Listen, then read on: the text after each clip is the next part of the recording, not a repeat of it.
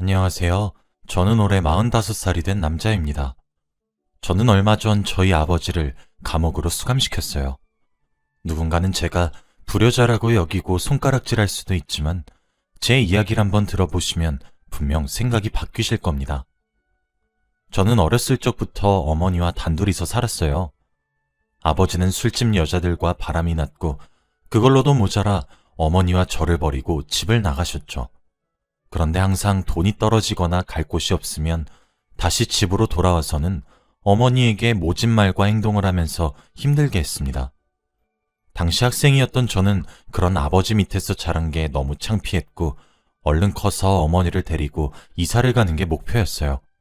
사실 아버지가 저희 동네에서 유명한 망난이였거든요.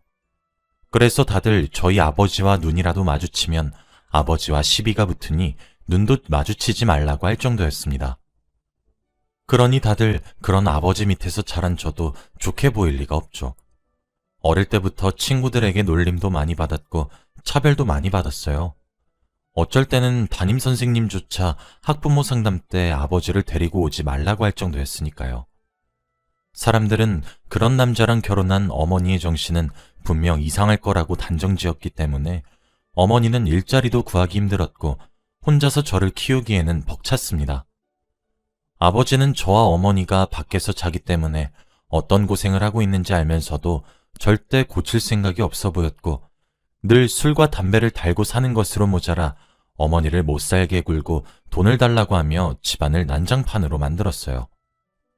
그리고 지나가는 사람과 눈만 마주쳐도 시비를 걸기 일쑤라 경찰서도 자주 들락날락 거리셨습니다.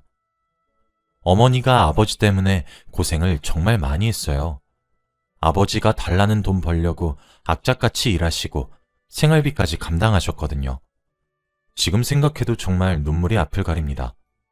아무튼 그런 힘든 어린 시절을 보냈어요. 그날도 여느 때와 다름없이 집에는 어머니와 저 둘뿐이었습니다. 아버지는 집을 한번 나가시면 적어도 한두 달은 들어오지 않으세요. 당연히 연락도 안 되니 뭐하고 다니시는지도 모르죠. 그리고 역시나 한 달 반 정도 지났을 무렵 아버지가 술에 떡이 돼서 집으로 들어오셨습니다. 저는 아버지와 마주하기도 싫어서 들어오시자마자 방으로 도망쳤고 아버지는 술에 취해서 몸도 가누기 힘든데 집으로 들어오시자마자 어머니에게 돈 가져와 라고 했습니다. 솔직히 이렇게 매번 어머니를 자신의 쥐갑 취급을 하고 돈을 가져가는 게 너무 당연하다는 듯이 생각하는 아버지가 너무 밉고 화가 났어요. 어릴 때는 저에게 아버지라는 존재는 너무 두렵고 무서운 존재였지만 저도 이제 성인이 다 되어가니 아버지가 너무 한심스럽고 별거 아닌 존재처럼 느껴지더라고요. 아버지가 돈 가져오라고 했을 때 어머니는 돈 없어요. 그만 달라고 해요. 라고 했고 아버지는 어머니의 말에 화가 잔뜩 나서 어머니께 폭력을 행사했습니다. 어디서 감히 하늘 같은 서방이 달라고 하는데 반항을 해? 당장 돈 안 가져와? 진짜 없어요. 정말 없다니까요. 저번 달에 남는 돈 싹싹 다 가져갔으면서 알잖아요. 저랑 아들은 뭐 먹고 살아요. 어머니는 이렇게까지 말한 적이 없었는데 정말로 돈이 없으셨는지 아버지에게 무릎을 꿇고 눈물을 흘리시면서 두 손을 싹싹 빌더라고요. 그러니 아버지는 집에 있는 살림살이 다 팔아서라도 돈 마련해 오라며 소리를 질렀습니다. 저는 그 말을 듣고 방문을 열고 뛰쳐나가서 어머니의 머리채를 잡고 있는 아버지의 손을 뗐습니다. 그러고는 아버지를 밀치고 집에서 쫓아내려고 했지만 순순히 물러나지 않으셨고 어디서 하늘 같은 아빠를 밀쳐? 너 니네 엄마랑 사니까 버르장머리가 없어졌네. 당신 도대체 교육을 어떻게 한 거야? 라고 하며 다시 엄마 탓을 했죠. 엄마는 혼자 주저앉아 울고 계셨고 저는 그 모습을 보니 마음이 타들어가는 것 같았습니다. 아버지, 나가세요 당장. 그리고 다시는 저희 집에 오지 마세요. 다시 오면 신고합니다. 아버지는 신고라는 말에도 물러나지 않으셨고 저에게 에휴 버르장머리 없는 놈 이라고 한 뒤 혼자서 밖으로 걸어 나갔죠. 아버지가 나간 후 저는 울고 있는 엄마를 안아주면서 어머니 울지 마요 라고 했고 어머니도 저를 안아주시면서 같이 눈물을 훔쳤습니다. 그리고 얼마 후 평소처럼 저는 학교를 마치고 집으로 갔는데 집이 난장판이더라고요. 지금 시간에 일을 하고 있어야 할 어머니가 집안에 계셨고 주저앉아 울고 계시는 겁니다. 그 광경을 보니 너무 놀라서 울고 계시는 어머니에게 달려가 도대체 무슨 일이냐고, 도둑이라도 들었냐고 물었어요. 그런데 어머니는 "에휴, 네 아버지가 와서 날 빚쟁이로 만들었어. 어떡하냐? 네 학비랑 네 대학교는." "엄마가 미안해 우리 아들. 근데 네 아버지가 도장 안 찍어주면 너에게 해코지를 하겠다는데 어떡하니?" 라고 했죠. 아버지는 일부러 제가 없을 시간에 집으로 오셔서 어머니에게 당장 은행으로 가서 어머니 명의로 대출을 받게 해서라도 돈을 달라고 했대요. 당연히 어머니는 안 된다고, 아들 학비라고 아들 인생 망칠 일 있냐고 했지만 아버지는 아랑곳하지 않으시고는 돈을 달라고 하며 집을 난장판으로 만들었다네요. 그래도 어머니가 마음을 돌리시지 않자 아들을 외부와 완전히 단절된 외딴절에 보내버리겠다고 으름장을 놨다고 해요. 그 말을 들으니까 정말 아버지가 제 친아버지가 아닌 것 같더라고요. 어떻게 자신의 돈을 벌기 위해서 자식을 그런 곳에 보낼 생각을 하나요? 그 이야기를 듣고 집안 꼴을 보니까 너무 화가 치밀어 올랐고 사람 목숨을 너무 쉽게 생각하는 아버지를 아버지라고 부르고 싶지도 않더라고요. 저는 어머니에게 당장 아버지와 이혼을 하라고 했지만 어머니는 그럴 수 없대요. 이미 수백 번이나 이혼을 요구했지만 아버지가 거절을 했던 거죠.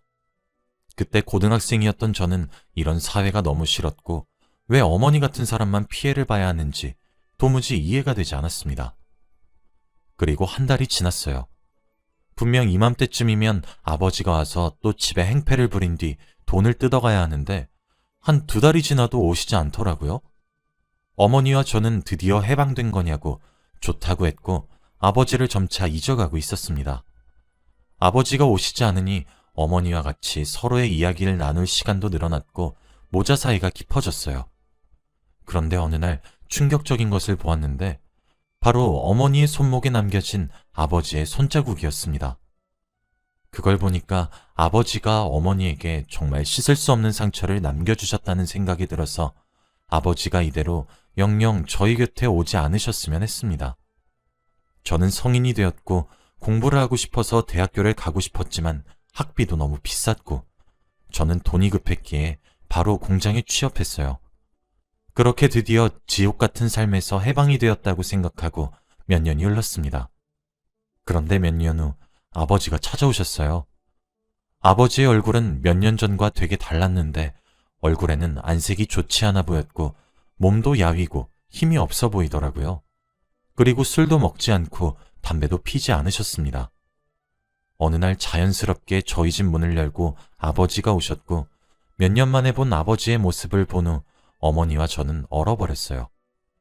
그런데 아버지가 하는 말은 충격적이었습니다. "미녀가 네 아비가 간암이란다.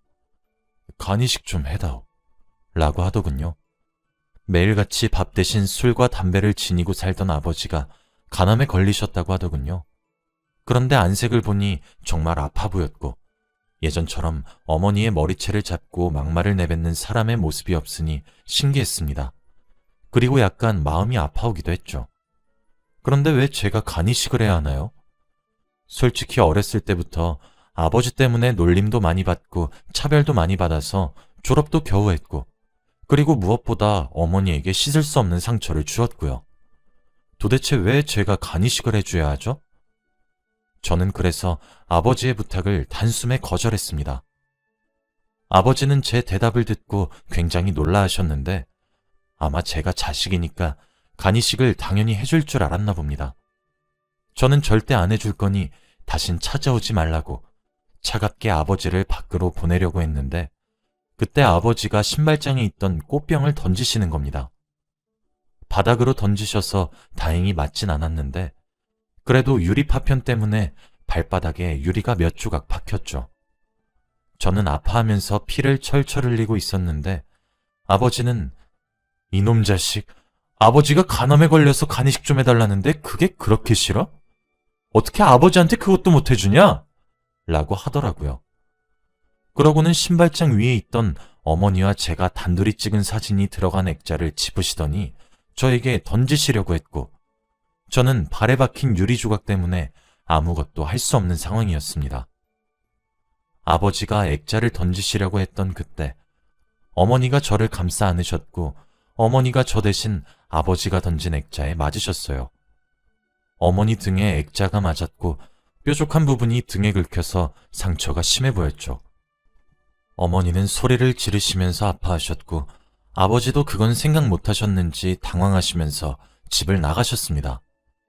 저는 아버지를 잡을 수 없었고 당장 119에 신고해서 어머니를 병원으로 모시고 가야 된다는 생각밖에 없었어요. 그렇게 병원으로 가서 저와 어머니는 치료를 받았습니다. 다행히도 조금만 더 상처가 깊었으면 큰일이 날 뻔했다고 하더라고요.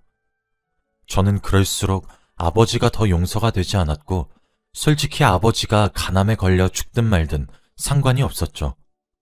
도대체 왜 이렇게 저희를 못살게 구는 걸까요? 어머니도 치료 내내 우시면서 자기 팔자를 탓했고 저에게 나아서 미안하다고 말씀하셨습니다. 우리 아들, 엄마가 미안해. 엄마가 세상에 우리 아들을 낳아서 아들이 못된 것만 보고 사네. 미안해. 엄마가 이렇게 울면서 말을 하니까 저도 눈물이 났고 아버지에 대한 복수심이 불타올랐어요. 그리고 저는 밤새 곰곰이 생각해서 아버지 같은 사람을 어떻게 혼내줄지 고민했습니다. 도대체 아버지가 죗값을 달게 받으려면 어떻게 해야 할까 생각하던 와중에 검사라는 직업이 떠오르더라고요. 법정에 서서 피고인에게 징역을 선고해 줄 수 있잖아요. 저는 그때부터 아버지 같은 사람을 혼내주기 위해 검사가 되기로 결정했습니다. 제가 검사가 된다고 하니 어머니는 당황해 하시면서 돈이나 벌라고 했지만 포기하지 않았어요. 학창시절에 제 성적은 상위권이었지만 등록금 때문에 대학을 포기했던 것이었거든요. 아버지에 대한 복수심에 불타올라 공부를 열심히 시작했죠. 매일 밤마다 코피까지 흘려가면서 공부를 하니 30살 초반에 저는 검사가 될 수 있었습니다. 정말 검사 합격 통지를 받았을 때 하늘을 날아가는 것만 같았고, 어머니도 검사 아들 생긴 거냐면서 죽어도 여한이 없다고 하셨죠. 저는 드디어 어머니가 무슨 일이 생기면 제가 보호할 수 있는 직업을 가지게 되었습니다. 그렇게 검사 일을 열심히 했고 몇 년 차가 되었어요.